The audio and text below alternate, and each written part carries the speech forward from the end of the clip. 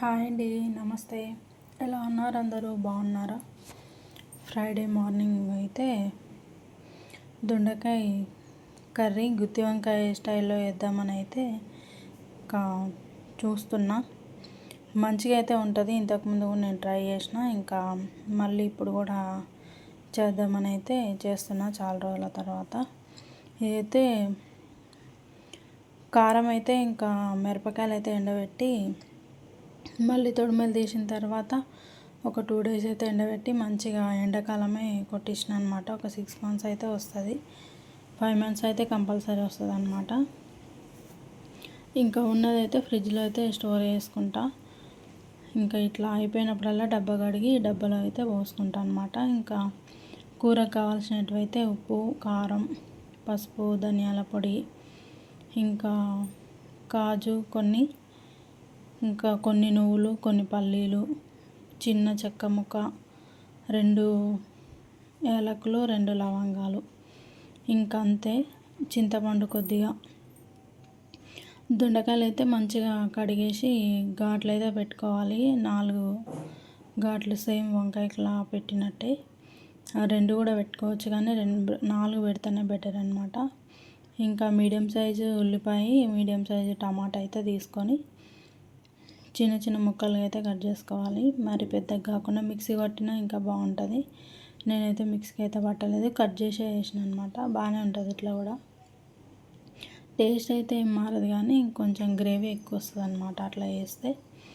ఇంకా అంతే అనమాట. ఇంకా ఇవైతే ఫస్ట్ అయితే పల్లీలు వేగిపోయిన తర్వాత నువ్వులు, ఇంకా చెక్క, లవంగాలు, ఏలకులు అన్నీ వేసి నువ్వులనే వేయించి మిక్సీకి అయితే పట్టేసిన. కొంచెం చింతపండు దాంట్లోనే వేసి కారం, ధనియాల పొడి, పసుపు అన్నీ వేసి మిక్సీ పట్టుకున్న తర్వాత ఉల్లిపాయ తాలింపు వేసి అది రెడ్గా అయిపోయిన తర్వాత కరివేపాకు, టమాటా కూడా వేసి మంచిగా మగ్గినాక ఇవైతే ఇంకా ఎట్లా వేయించుకునేటివే కదా పల్లీలు, నువ్వులు ఇవన్నీ ఇంకా నార్మల్గా పేస్ట్ అయితే దాంట్లో వేసుకొని తొందరనే ఉడికిపోతుంది. నూనె అయితే తొందరనే పైకి వస్తుంది అనమాట.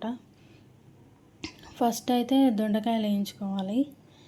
ఫస్ట్ ఆయిల్ పెట్టుకున్న తర్వాత దొండకాయలు వేయించుకొని పక్కకు పెట్టుకున్న తర్వాత ఆనియన్స్ వేసి వేయించుకొని కర్రీకి అయితే ఇట్లా చేసుకోవాలి. నేనైతే ఇంకా 2 సార్లు అయితే వేయించుకొని పక్కకు తీసుకున్నా. గ్రేవీ అయితే మొత్తం ఉడికిపోయి కరెక్ట్ నూనె మొత్తం పైకి తేలిన తర్వాత దొండకాయలు అయితే వేసి ఒక 5 minutes పెట్టి తర్వాత గ్రేవీకి తగ్గ, కర్రీకి తగ్గ నీళ్ళు అయితే పోసుకోవాలి. దొండకాయలు కూడా ఉడకాలి కదా, అందుకని. ఇంకా చింతపండు అయితే చాలా తక్కువనే వేసుకోవాలి. కొంచెం దొండకాయ పులుపులానే అనిపిస్తుంది. పులుపు కాదు, అది ఏదో టేస్ట్లా ఉంటుంది కదా, ఒకరు కొంచెం పులుపులాగా కూడా అనిపిస్తుంది. చూసి అయితే చింతపండు వేసుకోవాలి. వేయాలి కంపల్సరీ, అయితే చింతపండు అయితే వేయాల్సిందే. నేనైతే వేస్తాను అనమాట. ఇంకా అల్లం పేస్ట్ అయితే ఏమేను. ఇంకా ఇలా ఉడికిన తర్వాత లాస్ట్లో అయితే కొత్తిమీర అయితే వేసుకుంటే సరిపోతుంది.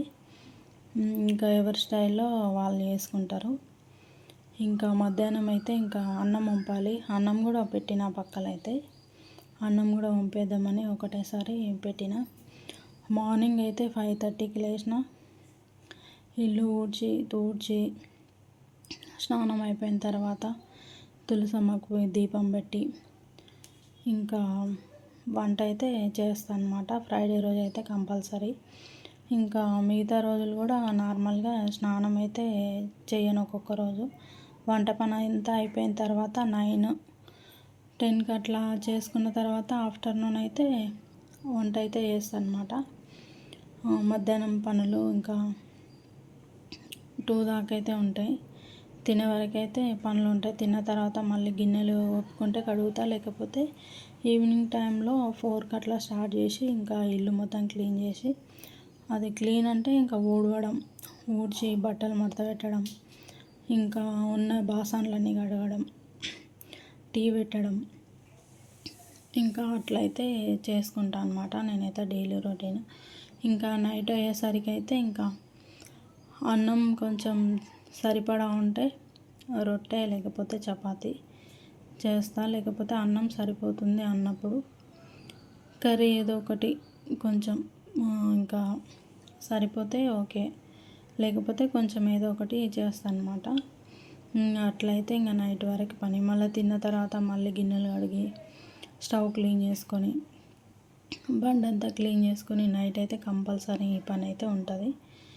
ఇంకా మొత్తం అయిపోయిన తర్వాత అయితే ఇంకా మళ్ళీ బట్టలు మడత పెట్టి అన్నీ సర్దేసి ఇంకా నైట్ అయితే అట్లా ఇంకా అయిపోతుంది. మళ్ళీ మార్నింగ్ అయితే ఇంకా డైలీ రొటీన్ ఇంతే. మళ్ళీ లేవడం, ఊడవడం, 5:30కి